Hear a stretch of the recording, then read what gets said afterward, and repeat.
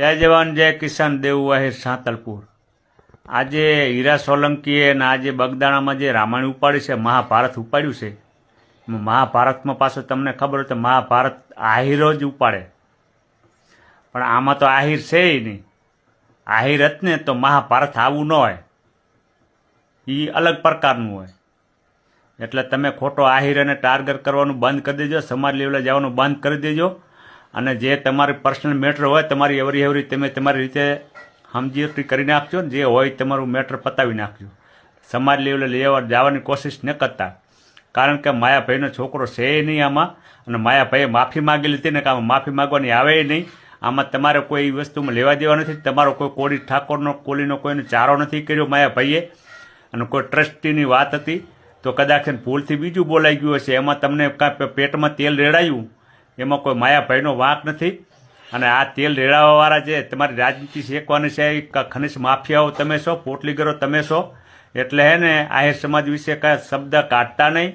એટલે જાતું હશે વાડમાં ને ગરી જશે ગાંડમાં, તો ગાંડમાંથી તીર કાઢ્યાવાળું કોઈ નહીં થકે, આટલું યાદ રાખજો। હીરા સોલંકીને કહી દઈશી, જે માથાના જે આ ટાલ જે પડી ગઈ ને, એ વાળ હજી થોડાક છે ને એ નહીં વધે, એટલે સમાજ લેવલે લઈ જવાની કોશિશ ન કરજો। તમારી રાજનીતિ તમારી ઘરે રાખજો, તમારે રોટલા શેકવા એમ શેકજો તમારી રાજનીતિ।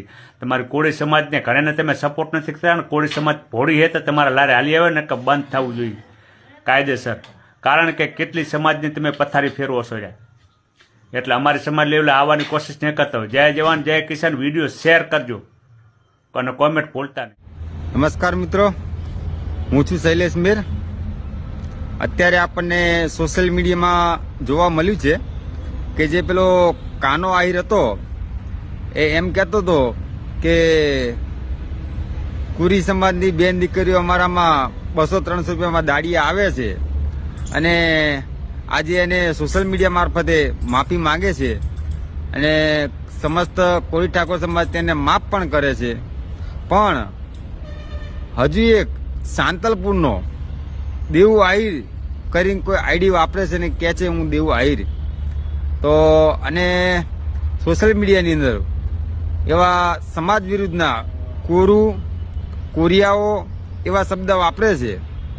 એટલે એ દેવું આહિરને કહી, હા, ગુજરાતની અંદર કોઈ એવો જિલ્લો નથી જ્યાં કોળી ઠાકોર સમાજ વસતો ના હોય, અને અમારી પૂરેપૂરી તૈયારી છે કે તને દરેક જિલ્લાની શેર કરાવવાની છે, તને દરેક જિલ્લામાં તને આંટો મરાવવાનો છે। એટલે અમારી ફૂલ તૈયારી છે, તારે માફી માંગવી હોય તો માંગી લે, બાકી તને શેર તો કરાવવાની છે ગુજરાતના તમામ જિલ્લાની। હો, ખબર છે તારી પાસે પહેલાં તું ડ્રાઈવર હતો, ડ્રાઈવરમાં છોડી અત્યારે જૂનું ડાલુ લાવ્યો છું, પેલું શું કહેવાય ઈટીડી પિકઅપ કંઈક કહેવાય ને, એ તારી પાસે છે। એટલે તારી ડિટેલ તો અમે બધી કાઢી લીધી છે, એટલે માફી માંગવી તો માંગી લેજે, નકર દરેક જિલ્લાની શેર કરાવવાની છે। અને જરૂર પડે ને તો ગુજરાતના બહારના જિલ્લામાંથી તને શેર કરાવવાની છે। હો, જય માતા, જય કોરી સમાજ। તો દ્વારકાધીશ મિત્રો, કેમ છો? ભરતો બરાડી 2-4 લુખ્ખીની તીલીન કિલીન એકા છે। સોશિયલ મીડિયાનો પાવર મને બતાવવા માગે છે કે સોશિયલ મીડિયાનો પાવર શું કહેવાય। કડે કુંભાથડ કેહરી અને ભુજબળ પંજા ઘા, તમારા તન જેવી ડેટક્યુ માથે કોઈ દી આ હાવજ દા ન ખેલે, પણ હવે તમે મોઢામાં આંગળા નાખો હો એટલે જવાબ તમને દેવોય પડે। સોશિયલ મીડિયાનો પાવર શું કહેવાય ને, જરાક આઈડીમાં ચક્કર મારી આવજો એટલે તને ખબર પડી છે કે તારા બાપે સોશિયલ મીડિયા હેંગ કરી નાખ્યું છે 3-4 દી થયા। એટલે સોશિયલ મીડિયાનો પાવર મારી પાસે રહેવા દેજે, ખોટો ભરાઈ જાય। અને સાચો જો તમે ન્યાય દેવા નીકળાવો તો પાયલબેન વઘાસિયા છે, હું નથી કહેતો, એમ કહે છે કે 1.5-2 કરોડનું મારું કરી નાખ્યું જમીનનું કૌભાંડ, અને એની પાસે પ્રૂફ પુરાવા છે, તો સાચો ન્યાય દેવરાવવો હોય તો એને દેવરાવો। બાકી તો આગલા વિડીયોમાં કહી જ દીધું છે, કંઈ કહેવા જેવું છે નહીં। પણ હવે હા, યુદ્ધ અમે શીખાડશું એમ કહેતો તો કોક, કે યુદ્ધ અમે શીખાડશું, શું કહેવાય યુદ્ધ, મહાભારતના યુદ્ધમાં છે ને યુદ્ધની પરિભાષા અમારા બાપે કહી દીધી હતી બધાને કે યુદ્ધ કોને કહેવાય. એટલે અમારા બાપ દાદા પહેલેથી યુદ્ધ કરતા આવે એટલે અમને યુદ્ધ શીખવાડવાની જરૂર નથી થારે. તું તારું કરી ખા. અને સોશિયલ મીડિયાની રહી સોશિયલ મીડિયાના પાવરની વાત, સોશિયલ મીડિયાનો પાવર મને ન દેખાડજે. રાતે 12 વાગે વિડીયો નાખું ને તારા બાપનો ટ્રેન્ડિંગ જ હોય. હું મારા સમાજના સપોર્ટમાં અડધી રાતે જાઉં.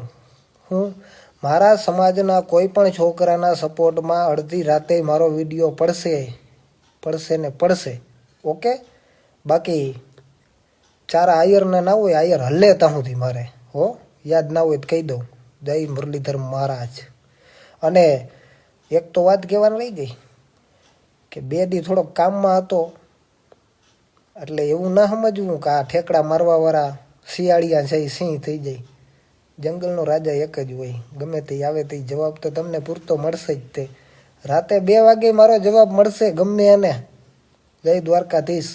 અને મારી બધી વાતો પર્સનલ જ છે. સમાજને કોઈ ટાર્ગેટ કરતો જ નથી. સમાજને ટાર્ગેટ કરવાવાળા અને એવા કમેન્ટ કરવાવાળા સમાજને ટાર્ગેટ કરે છે. મારો વિડીયો દેખાડી દેજો, પહેલાં 7 વાર સાંભળજો. મને 3-4 જણાથી જે પર્સનલ વાંધો છે એના જ વિડીયો મારા હોય છે. જય દ્વારકાધીશ. આ યાર હલ્લે ત્યાં સુધી મારે યાદ રાખજે. હું ભીમ આર્મી ગુજરાત પ્રદેશ અધ્યક્ષ છું, કમલેશભાઈ ધવલ. આપણે આ બનાવ સાંભળ્યો અને ઉત્તર પ્રદેશથી પણ અમને ફોન આવ્યો. તો અમારા સાંસદ છે અને રાષ્ટ્રીય અધ્યક્ષ વિનયભાઈ, એટલે મુલાકાત લેવા આવ્યા, અમને ખબર અંતર પૂછવા આવ્યા. અને સીટની તપાસનું આજે કંઈક પૂરું થાય છે એવું જાણ્યું આપણે રિમાન્ડ. તો પછી રિમાન્ડ પૂરા થાય અને સીટમાં કંઈ નિવેડો ના આવે તો આપણે આગળ શું કરવું એ તો તમારે જ નક્કી કરવાનું. કારણ કે બધા તમારી સાથે છીએ. અમે ભીમ આર્મી ઉત્તર પ્રદેશ કે ગુજરાતમાં બધા આપની સાથે છે. ક્યાંય પણ લડતમાં આપણે પાછા પડવાનું છે નહીં. અને અમારો સંપૂર્ણ ટેકો છે આપને. અને અમારા ભાવનગરના પણ અધ્યક્ષ છે વિપુલભાઈ બોરીચા, એ પણ સાથે જ છે ને અહીંયા ટીમ પણ છે મોટી. અને આખા ગુજરાતમાં 34 જિલ્લામાં ભીમ આર્મીની ટીમ છે, બધા આપની સાથે છે. આપણે 2 દિવસની અંદર આનો કાંઈ તપાસ ચાલુ છે. કંઈ પણ કરવાનું થશે એટલે અમે લોકો તમને જાહેર કરશું. પછી જે કાંઈ આપણે મોટું આયોજન કરવાનું થાય તો અમે તમને જાણ કરશું. ચોક્કસ અમે તમારી સાથે જ છું બધી લડતમાં, બરાબર. ત્યાં સુધી તમને ન્યાય ના મળે ત્યાં સુધી અમે તમારી જોડે રહીશું બધી રીતે. તન મન ધન બધી રીતે તમારો સપોર્ટ